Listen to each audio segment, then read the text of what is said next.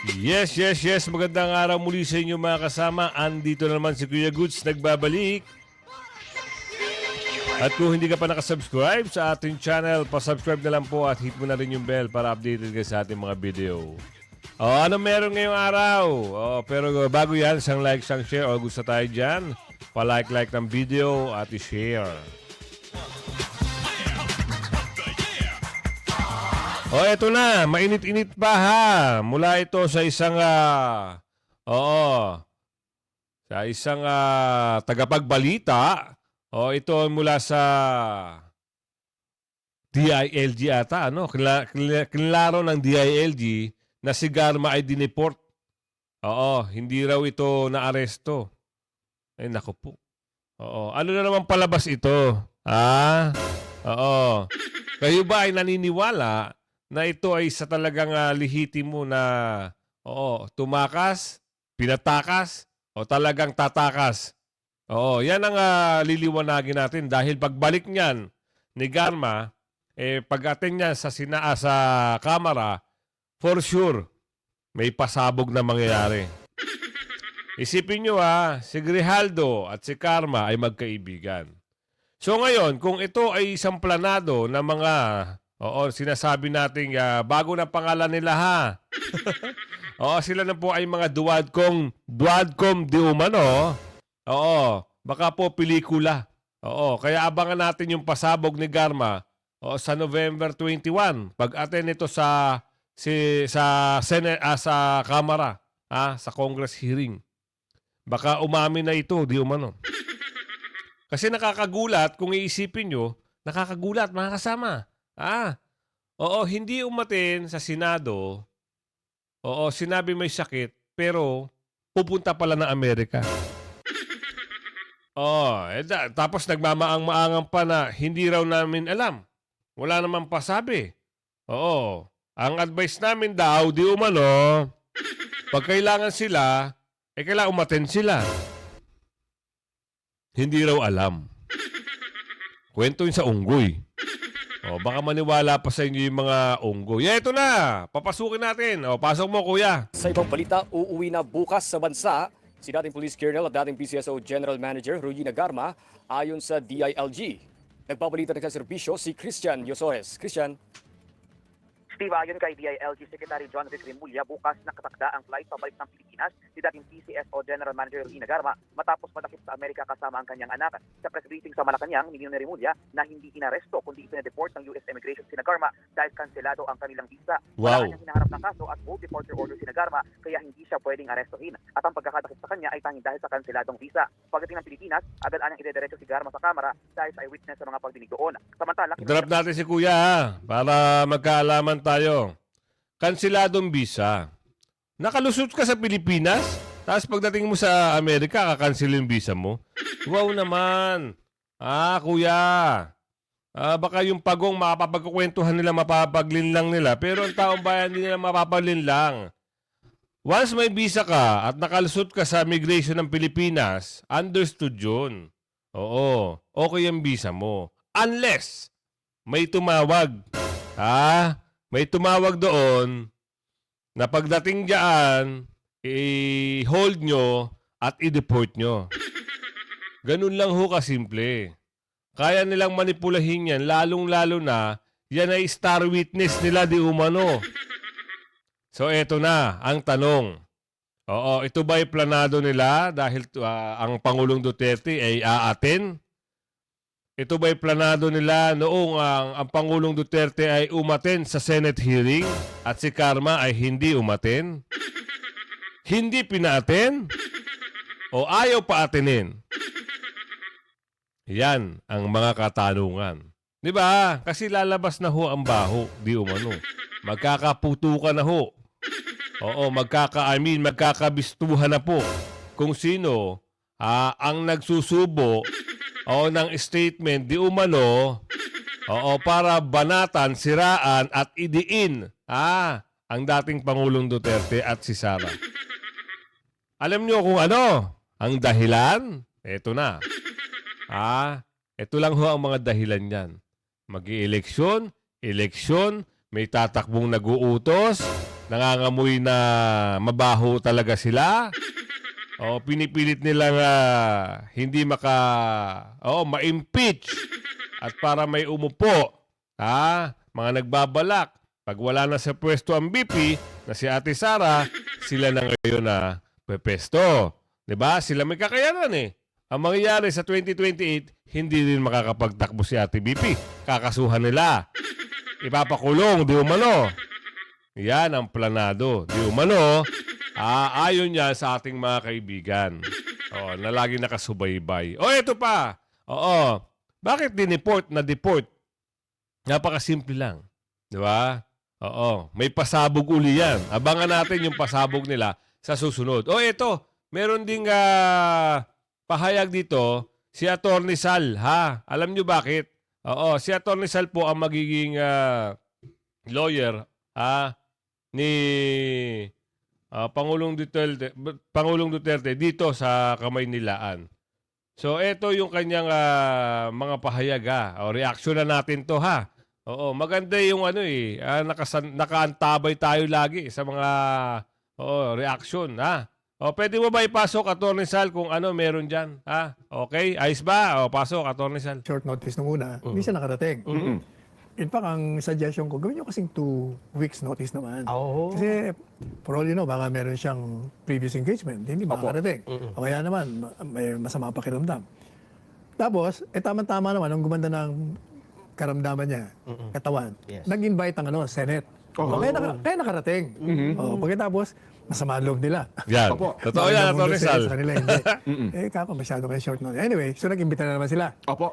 Pero, bago nagsalita si Presidente Duterte na hindi siya attend, ako po'y tinatanong na, sabi ko, kasi ano rin bang ipapayo ko? Sabi ko, unang-una, hindi ko pinapayuhan yun. Abogado yun Magaling yun. Pero kung ako tatanungin nyo, hindi na siya dapat umattend. And I gave 4 reasons why. Number 1, it's a waste of time. Yeah, tama. Money. Unang-una ka ako si Presidente Duterte, hindi naman mayaman yan. Pag pumupunta yan ng Maynila, may entourage yan. Merong secure. Dahil entitled siya. Meron siyang staff.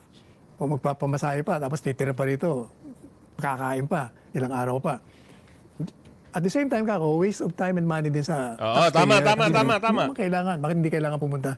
Nasabi niya na lahat ang dapat niya sabihin Yun na nga. In fact, pati yung hindi tinatanong sa kanya, sinasagot niya na At sumuko na nga ang mga senador. Sabi niya, hindi ako alis dito. Gusto hanggang umaga tayo. Tapusin na natin. Pangatlo ako, kung sa tingin niyo meron siyang kasalanan, bakit pa kayo nag-iimbestiga? Hinusgahan niyo na nga Yun ang mga sinasabi natin Kung alam niyo may kasalanan ang Pangulo, isampa niyo sa hukuman. Hindi yung kailangan niyo pang ipahiya. Bakit? Nagpapapopular ba kayo dahil magtatakbuhan kayo? Dahil pagdating ng oras, pagdating ng araw, sabihin nyo, naku, pinakontempt namin ang Pangulo. Gano'n ang mga plano nila di umano. Kaya magaling ito si Atty. Panielo Atty., tatakbo ka ba? Kasi kung tatakbo ka sa 2020, susuportahan ka namin. Nasa inyo ang boto namin. Hindi namin sasayangin. Siyempre, alam namin na lagi kang nandyan sa pagsuporta sa ating Pangulong Duterte. Ito, tuloy mo, Atty. Bakit di nyo na lang i-file ang kaso? Tama. Yun ang mga dahilan ko. Kung sa inyo, kung kayo yan. Kung ako yun. At yun din ang ginawang dahilan ni Presidente. Ano sumulat? Sumulat siya. Di ba? Yun ang nakalagay Lahat na naging dahilan ko para sa kanya, yun din ang naging dahilan niya. Kaya nagkatugma kaming dalawa. Yun. Ayan. Bakit biglang nagbago? Bakit biglang pupunta na siya? Paano naman hindi? Kung baga, sabi niya nga, masyado na silang makulit Sal. Sabi, hindi na sila nakikinig ng katwiran Gusto nila pumunta ako doon. Pagkatapos sasabihin takot ako. Di ba, nag-press ko siya. I don't give a plank. Yan. Pupuntahan ko kayo. Kaya sabi niya, punta ako. Kaya lang, kahapon ba siya nandito, bigla naman kinasil. Tingnan mo yung mga... Talaga Kita nyo? Nung nalaman nyo nandito sa Maynila, nagkandara pa kayo i-cancel. Bakit? Ayaw makarinig ng mura? Sasalubungin kayo ng 32 million? Sipin nyo, baka hindi magkasya yung mga tao dyan sa Congress. Naku po, ito na sinasabi natin. Yung mga taga Maynila, nagsasalita na rin. Lalong-lalo na si Yorme. Nakasuporta yan kaya Tatay Digong. Ayan ang isipin mo. Sino yung tatlo dyan? Oo, wala na ho kayong boboto. Wala na hong boboto sa inyo, di umano. Diyan sa kung saan-saan distrito man kayo. Sa Laguna. Naku, ito pa, isa pa. May nagsabi, wala na ho. Zero vote. Naku po. Ayan na, kilala niyo yung taga Laguna. Taga Quezon. Yung mataas yung hairline. Kilala niyo ba yon? Naku, sabi rin dun. Wala na ho yan. Tae na po yan dito. Tuloy mo, Atty. Sal. Prepare na siyang pumunta bukas. Kasi nga nandito na siya kahapon pa eh. Hindi naman ho nakarating sa kanya. Sabi ni Kong Ace, may nag-text sa akin, reporter. Sabi ni Kong Ace, sinagot yung, kasi sabi ko, pagkatapos yung kakong minanduhan siya, mando nga ang ginagawa niya dahil inaasan niyo na ng gusto eh. Kinakantsawan niyo. Sinasabi niyo pang takot. Kaya nagpunta na siya, sabi nga ni Presidente Duterte, para matapos na yan, magkaalaman na kami. Kung anong gusto ba nila, at sige, punta na ako. Tapos biglang kinancel ninyo. Wala man kayong notisya. Walang sabi na... Ang sabi ng Kong Ace, nagpadala raw sila. notice. Pero kailan nyo pinadala? Yeah. Pinadala nyo kanino? At kaninong address? Hindi niya alam eh. Sabi ko, hindi naman sira ulo niya. Pupunta rito dahil wala naman palang pupuntahan. Kaya, sabi ni Presidente Duterte sa akin, punta tayo bukas. Kahit walang hearing? Kahit walang hearing. Gusto ko malaman bakit kayo nag-cancel. At saka, gawin na natin. Nandito na ako eh. Tapos nyo Ayun ang pinakamaganda. patapos nyo kung hamunin na hamunin. ano nga. Punta ako. Tsaka, Yan, abangan gawin na natin, 10 days. Marathon hearing. Di na ako alis dito. So yun po ang breaking news sa Atty. Sal. Kahit walang pagdinig bukas Oo, ng Quadcom, pupunta ang Pangulong Duterte sa Kamara. Oo, pupunta. Sabi niya sa akin, punta tayo bukas. Para sabihin natin sa kanila, ako ready, ako nandito, pinapunta niyo ako, nasaan kayo? At saka kung wala kayo, gawin niyo natin 10 araw, sige, para hindi na ako masyadong magasto, sabi niya. Nako. Paano? Ito, kung halimbawa, pagdating niyo bukas yun, wala palang mag-entertain sa inyo. I'm sure meron mag-entertain. Kaya kakausapin lang namin, ano bang gusto niyo? So, patutunayan nyo lang na talagang kayo ay willing na pumunta sa Kamara de Representante. Kaya ang problema, ito namang isang congressman nila doon, yung isa sa mga, ang grammar nakakayamot, yung mahilig magsabi ng with regards. Walang S ang with regard, Congressman. Diyos ko ka naman, paulit-ulit na lang kayong dalawa. Anyway, biro mo sabi ba naman, ginawa yan si Presidente Duterte. Talagang nang bubudol. Porkit cancelled sa kadarating, napakawalang yata talaga. Baliktad. Binabaliktad pa ngayon. Kayo nga nag-cancel eh. Hindi nga alam eh. Yun ang istorya. Nako. Kilala niyo ba si With So, ngayon po, Regards? Si With Regards, na laging yabang-yabang nun. Lahat po galit na rin. Kaya minsan pag halimbawa humaharap na nga sa conference, sa mga interview, parang tahimik na eh. Parang nakakaramdam na talaga siya. Sabi nga ng isang chairman niya ito tinitira sa ng mga social media, yung mga vlogger. Ay talaga. Ayan ang mangyayari sa inyo. Dahil hindi ho kayo nakikitaan na maganda. Yan ang katotohanan. Isipin nyo, yung magandang mga ginawa, ginagawa nyo pa ng kaso, di umano. Di ba? Maganda ho nagawa ng dating Pangulo laban sa droga. Ikaw nga din ikaw nga yung tinutumbo ko ngayon. Dati, kamping-kampi ka. Suportado ko yan yung war on drug dati. Ngayon, nakatanggap ko na di umano. Parang hindi mo na suportado. Kailangan daw maimbestigahan. Sino siya? Manggugupit ba ito? Galingan nyo para magkaroon kayo ng boto sa susunod. Dahil mangyayari, ito May, ubos na ho. Wala ho maniniwala sa inyo. Kailangan, pakabait na kayo. Pwede pa bumaligtad. Pwede pa bumaligtad. Ikaw, barbero. Ikaw, pwede mo sabihin, tigilan na natin to. Hindi tayo mananalo. Malakas pa rin ang pagtitiwala ng sambayang Pilipino sa dating Pangulong Duterte. Kaya itigilan natin to, mga duwad kung kasama. Naku po, yun na. Tuloy mo, Atty. Sal. Meron pa buong bang mga gagawing legal na hakbang? Well, kayo po, bilang dating presidential legal advisor po ng Pangulong Digong, Atty. Sal. Kami naghihintay lang, kaya nga pupunta eh. Pero ang sigurong magandang liwanagin natin sa programa nyo, yung mga sinabi niya doon sa Senado na pinipilit nila, binabago nila, they're taking him out of context. Binabago nila yung mga salita niya, gaya yung sinabi niya. Isa-isahin natin. Una, ano yung sabi niya, binago? sinabi niya, I have a death squad. Naku! Death squad. Inamin! ang problema ko sa kanila, hindi nila pinapakinggan ng presidente. Pinapaliwanag niya. In fact, ang una niya sinabi, that squad is being loosely used. Yun dapat yun nabigyan ka na ng warning na yung death squad ginagamit loosely. Kaya nung sinabi niya nga, "Hey, the death squad," he was using it loosely. At pinaliwanag niya kung bakit. Sabi niya, alam nyo, magaling ako mag-intriga. Magaling ako sa cyber. Kaya ako naging presidente. Ginagawa ko, iniintriga ko yung mga kriminal.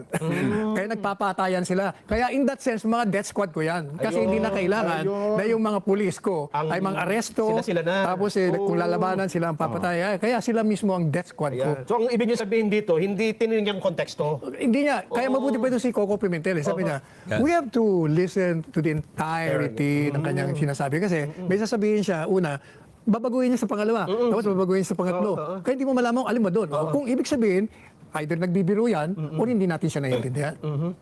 Yun ang una. Yung pangalawa, yung sinasabi niya, kasi di ba yung senadora doon, pinagpipilitan niya na, anong sabi niyo, Mr. President? You are assuming full and legal responsibility. Sabi niya, yes. So are you now admitting that you're responsible for the killing of Lian? Hindi sabi ni Presidente, hindi naman po pwede yun. Kasi yung krimen, hindi mo pwedeng i-transfer yung criminal liability sa ibang tao na wala naman siyang kinalaman. Hindi, ba't sabi nyo, legal responsibility? Teka muna, kaya pinaliwanag ngayon ni Presidente. Yung aking assuming responsibility, policy yun. In other words, my policy is war on drugs. So, Sa Home Ayan ha, may ads tayo ha. Pero nakakatuwa dahil talagang plano ngayon ngayong araw. hindi niya sinabi na exactly. Pero ang ibig niya dumalo sabihin, dyan sa kamera. Oo. Ngayon, ang usapin dito, baka mamaya wala nga humarap. Ngayon, kung humarap man sila, at saka nakakapagtaka mga kasama ha. Wala namang schedule ngayon sila sa mga hearing nila eh. Bakit nila kailangan i-cancelihin, di ba? Pwede nilang gawin ngayon. Di ba? Kahit linggo, special hearing. Executive hearing. Bakit ganun ang nangyari? Ayan ang sabi ng taong bayan. Maraming nagsasabi rito, Kuya Goods, ibang klase na ho yung takot niya. Nanginginig na ho yung mga buntot. No, dahil pag umate ng dating Pangulo dyan, hindi nila makokontrol yung crowd. Yung tao, baka bumuhuso.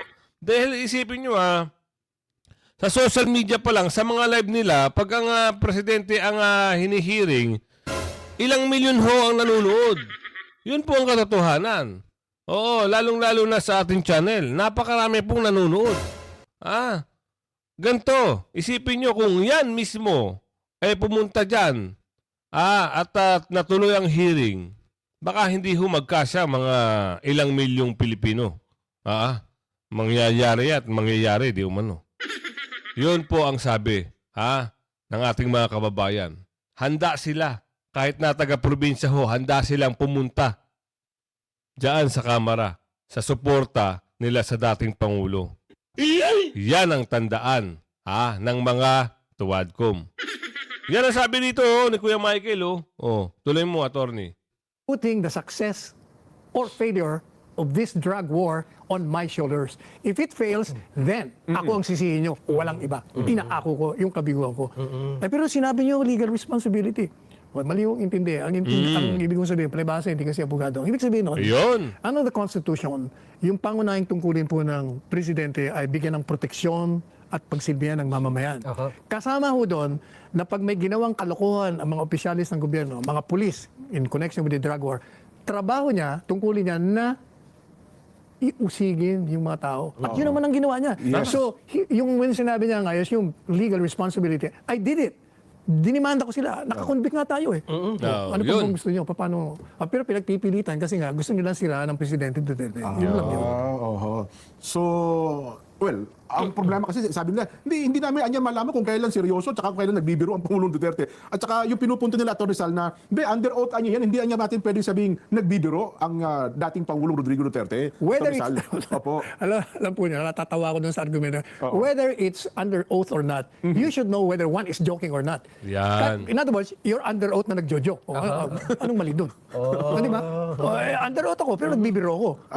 Sabi ko nga dun sa artikulo ko sa Manila Times nung Monday, Ano ba ang response doon sa sinabi niyang, yan, mga death squad yan, yung isa, dalawa, tatlo, mga general na yan. Yung mga general, oh. Hindi ba nagtawanan sila mismo, nagtawanan din ng gallery, at ang sabi nila, nagbibiro lang si Presidente. Ibig sabihin, kung matino yung pag-iisip nyo, alam nyo, nagbibiro siya doon. Oo, Kasi yung tama, mga susunod tama. na Oo, mga- may punto to mga si Atty. pahayag, Rizal, Sinasabi niya, ang instruction ko sa kanila, arrestuin nyo, dalhin nyo sa kulungan. Pag naglaban, nanganganib ang buhay nyo, ayaw kung bangkay kayong darating Ayun nga dito, naman, oo. patayin nyo. Yeah. Wala rin ang Very masama good. doon. Yung sinasabi nila, but he encouraged them to shoot, that is not a crime. Ikaw ang kriminal, sabihin ko sa'yo, sige, barilin mo ako at nang mabaril kita. Is that a crime? It's not a crime. Nako. Excited. Pero talagang frustrated si Presidente Duterte. Hot na hot siya kagabi, tinawagan niya ako. Sabi niya, mag-enter ka na ng appearance mo, ha? Ikaw ang abogado ko rito, si Dergel, doon sa'yo, Davao. O talagang laban na tayo. Hindi, nayayamot ako dyan sa isang kongresistang yan, eh. Yan. Ako. Yan din ang inaabangan ko eh. Kaya gustong-gusto ko umatin ang ating Pangulo eh. No? Nakakagigil yung nakakagigil yung action na mangyayari. Kung paano niya,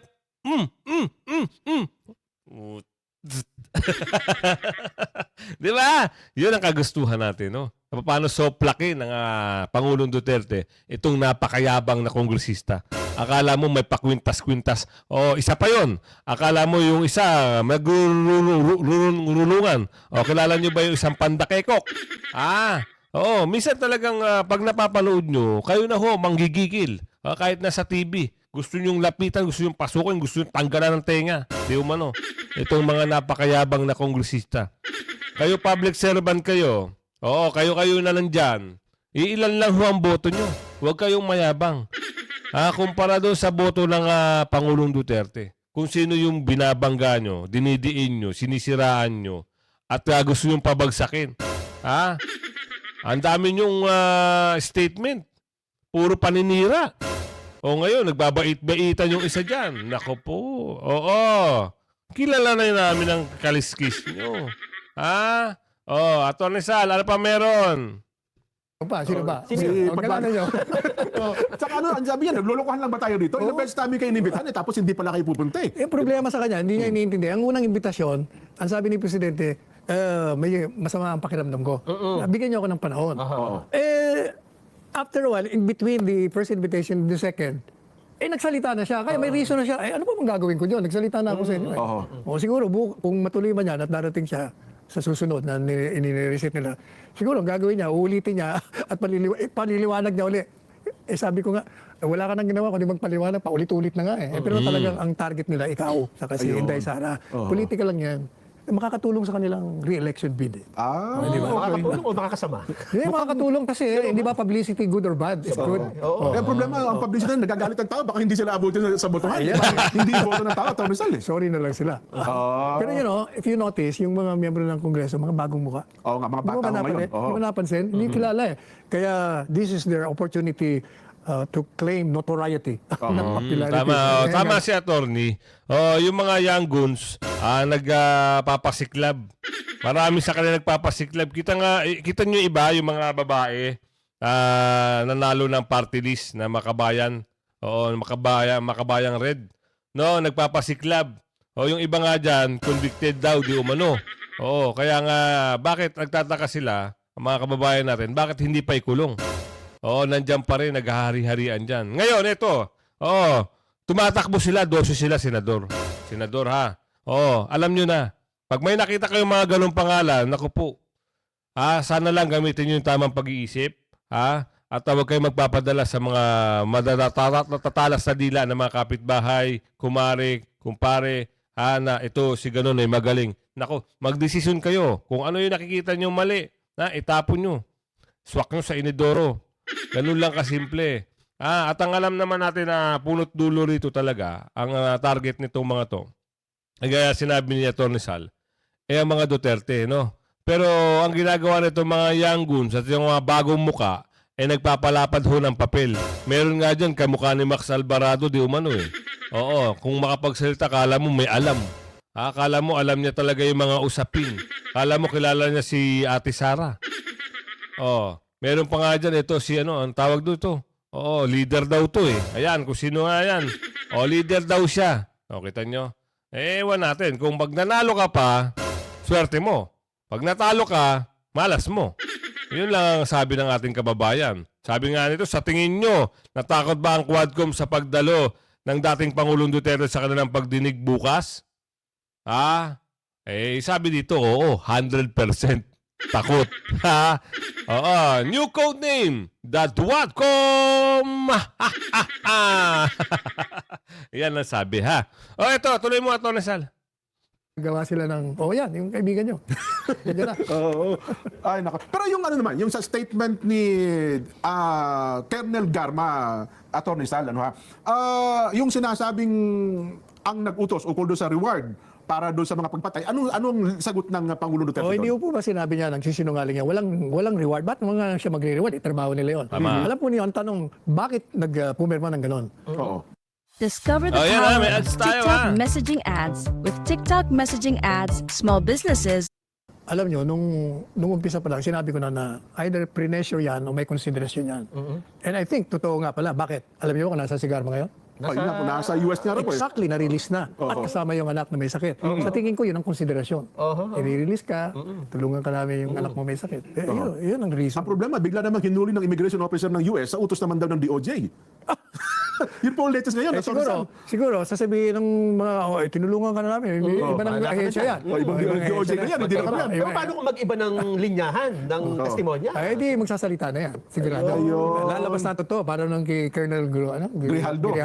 Di ba tama pa rin sa pantao ko? Di ko halimbawa, ako si Colonel Garma, ang sabi ko sa akin, kukunin yung anak ko eh. Di ba? Na ilalayo sa akin, kukunin daw ng DSWD. Yan. Tapos yung aking yaman daw, ay iimbestigahan mabuti nila. Di, ang nangyari, Natakot. sumunod na lang siya kung ano ang gustong sabihin ng mga miyembro ng Quadcom. Nako, Di ito ba? na. Oy, Sabi eh, ko sa kawawa inyo, naman. Kawawa sabi na. ko sa inyo mga kasama, ito na yung kinakatakutan natin. Oo, mayroon ding alam ito yung mga tagapagsalita rito. Meron din silang knowledge na parang ganun nga, no? Sige, sabi i-release ka namin. Kasi napakabilis ng pangyayari. 'Di ba? Nakaalis ng Amerika. Oh, ano nangyari? Dito pa lang sa Pilipinas, kung meron siyang cancel visa, hindi yan makakalipad. Ngayon, baka ito ay planado. May plano. O sige, pagdating dyan sa Amerika, hulihin nyo, deport nyo, sabihin nyo, kinancel ang visa. Pero, ang tanong doon, US immigration, ang pwede lang po ang mag-cancelan yan. Pero nagtataka tayo, bakit ganun kadali? Siguro, meron silang connection doon at pinakancel. Pero anong grounds? Ano ang pwedeng rason kung paano nila napakancel yung visa ni Karma? No, ayan ang isang malaking question mark, mga kasama. Nakakagulat. 'Di ba? O yun nga, kagaya na sinabi dito, ay aalamin natin yan sa susunod. Pagdinig, pagharap ni Karma sa pagdinig sa November 21. Kung, ito pa, malaking question mark, kung aaten uli siya. Baka naman ito mahirap. Baka pagdating dito sa Pilipinas, ikulong na naman. At sabihin may kaso na naman. At syempre, pag yan ay nadiin, naku. Posibleng lumabas kung ano yung totoo. Posibleng ding talagang panghawakan niya yung sinabi niyang pangalawa. Posible rin yung unang statement niya ay manaig. Pero, pag nagsalita si Grijaldo at yung mga testigo, resource person, na unang naghayag na walang pag-amin, at sabi naman ng dating Pangulo na ang mga tao ko ay poprotektahan ko sa aking kakayahan, baka ngayon, humingi na ng tawad ito si Karma at bumaligtad na rin at pumalig na rin sa dating Pangulo. No, yan ang mga katanungan.